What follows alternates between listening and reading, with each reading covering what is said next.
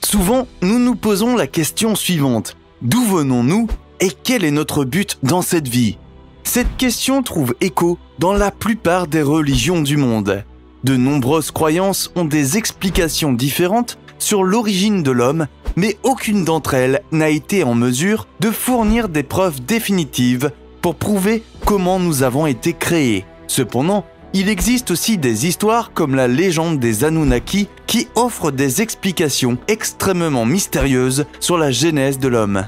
Avant de commencer, n'oubliez pas d'appuyer sur le bouton j'aime et d'activer la cloche de notification pour recevoir d'autres vidéos. Qui étaient les Anunnaki? Il est difficile d'expliquer qui étaient les Anunnaki. Il existe plusieurs récits expliquant leurs origines. De plus, nous ne savons pas non plus qui les vénérait. Selon plusieurs recherches, les Anunnaki semblent avoir été des êtres divins qui étaient souvent vénérés par les anciens peuples de Mésopotamie. Tout ce qu'on peut dire, c'est qu'ils étaient considérés comme des dieux de la terre et de l'au-delà. Nos ancêtres semblaient croire que les Anunnaki contrôlaient la nature et le temps, et qu'après notre mort, ils veilleraient sur nos âmes dans le monde des morts. Le problème avec les histoires des Anunnaki est que nous ne savons pas grand-chose de leur histoire religieuse. Ils n'étaient pas très présents dans les anciennes religions des régions de la Mésopotamie, et leur histoire a été perdue dans le temps. Ils n'avaient que quelques adeptes et beaucoup d'entre eux pratiquaient leur culte en silence, afin de ne pas être ostracisés par les chefs de l'époque. Nous savons qu'ils étaient censés être des êtres très grands qui ressemblaient beaucoup aux humains. On les voyait souvent porter des vêtements spéciaux qui les distinguaient des humains, et ils autorisaient certains de leurs adeptes à porter des vêtements similaires s'ils les jugeaient dignes. Cela ressemble beaucoup à la façon dont le pape et nombre de ses disciples portent des vêtements particuliers aujourd'hui. Cependant, ce n'est pas le seul récit de l'histoire des Anunnaki.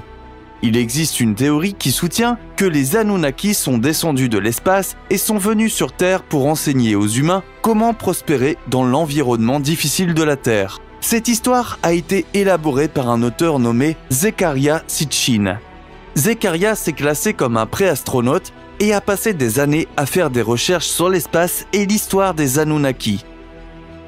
Il affirme que les Anunnaki étaient une race extraterrestre qui descendait d'une planète mythique connue sous le nom de Nibiru.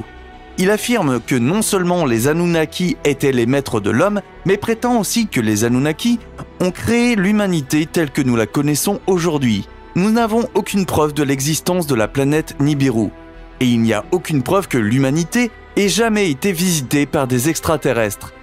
Cependant, Zecharia soutient que c'est la vérité et que l'on peut trouver des preuves dans les ruines des anciennes civilisations. David Icke est un théoricien de la conspiration qui a poussé cette idée encore plus loin en affirmant que les Anunnaki ne sont pas seulement des extraterrestres, mais des reptiliens changeant de forme qui sont capables de se déguiser et de vivre parmi les humains. Même à ce jour. Ces dernières années, d'innombrables plaisanteries ont été faites sur une supposée race reptilienne vivant parmi nous. Mais David croit pleinement à cette théorie et affirme avoir des preuves à l'appui. Il affirme que ces reptiles restent sur Terre avec nous, afin de pouvoir absorber l'énergie des autres êtres vivants. Cette théorie est certes divertissante, mais le problème est que nous n'avons pas assez de preuves pour l'étayer. Ne vous méprenez pas, il est tout à fait possible qu'une espèce secrète de reptiles vive parmi nous depuis de nombreuses années. Mais si l'on considère cette idée de manière réaliste, les preuves sont au mieux insignifiantes. Est-ce que les Anunnaki ont créé l'humanité?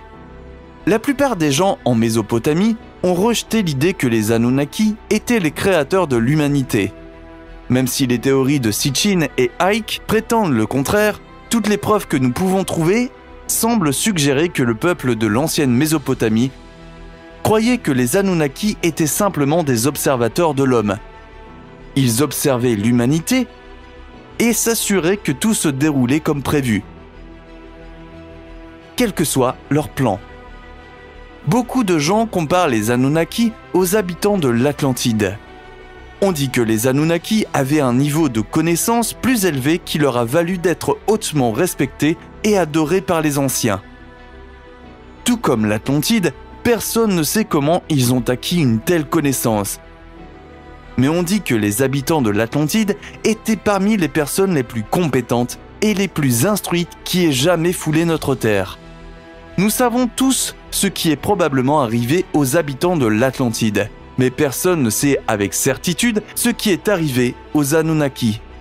Nous savons qu'ils auraient été dirigés par un chef nommé Enki, et qu'il aurait supervisé le développement de l'humanité et serait intervenu pour donner des conseils lorsque cela était nécessaire. Si nous repensons à l'époque des anciens Sumériens, ces gens affirment que toutes leurs connaissances leur ont été données par une race d'humains descendus du ciel. Ils affirment que ces personnes leur ont enseigné l'agriculture moderne, les ont aidés à inventer la roue, la charrue et à domestiquer les animaux. Si ces affirmations sont vraies, il est possible que les Anunnaki aient eu un rôle actif dans le développement de l'humanité et qu'ils aient contribué à nous faire avancer de plusieurs milliers d'années en quelques jours, en nous apprenant à accomplir des tâches compliquées et à créer des machines qui, sans eux, auraient mis des centaines d'années à se développer. Cette théorie raconte que lorsque les Anunnaki ont vu que l'humanité avait commencé à prendre un chemin sombre, ils se sont mis en colère et ont commencé à détruire des régions de Mésopotamie par des catastrophes naturelles, ce qui expliquerait pourquoi une grande partie de la région a été détruite depuis les temps anciens. La théorie de la création de Sitchin. Zecharia Sitchin a élaboré d'innombrables théories sur les Anunnaki et prétend avoir une grande compréhension de leur but et de la façon dont ils ont aidé l'humanité à devenir ce qu'elle est aujourd'hui. Cependant, la plupart de ces théories ne peuvent être étayées par aucune preuve. Néanmoins, Sitchin affirme avoir déchiffré le code de la création de l'humanité et le fait remonter à l'arrivée des Anunnaki il y a plus de 500 000 ans. Il affirme que ces extraterrestres étaient incroyablement intelligents, mais qu'ils étaient aussi très cruels, froids et calculateurs. Il dit que les Anunnaki ont voyagé vers la Terre depuis la planète Nibiru, mais qu'ils ont également visité d'innombrables autres planètes dans l'univers. Il dit qu'ils faisaient cela pour établir de nouvelles colonies d'humains ou d'autres créations, mais nous ne savons pas pourquoi. Sitchin croit que les Anunnaki ont visité la Terre environ 500 000 ans avant notre ère, et que la planète était déjà remplie d'êtres vivants, tels que des poissons, des oiseaux, des animaux et des plantes, bien avant que les Anunnaki ne considèrent la Terre comme intéressante. Il dit que, lorsqu'ils sont arrivés, la planète était également remplie de dinosaures et de singes. Les singes n'étaient pas très intelligents, mais ils avaient beaucoup de potentiel. Ils étaient extrêmement forts et pouvaient accomplir des tâches dont les Anunnaki ne pouvaient que rêver. Sitchin dit que les Anunnaki ont réalisé que les singes pouvaient être très utiles. Alors, ils ont modifié génétiquement les singes en mélangeant l'ADN des singes avec le leur, créant ainsi l'humanité.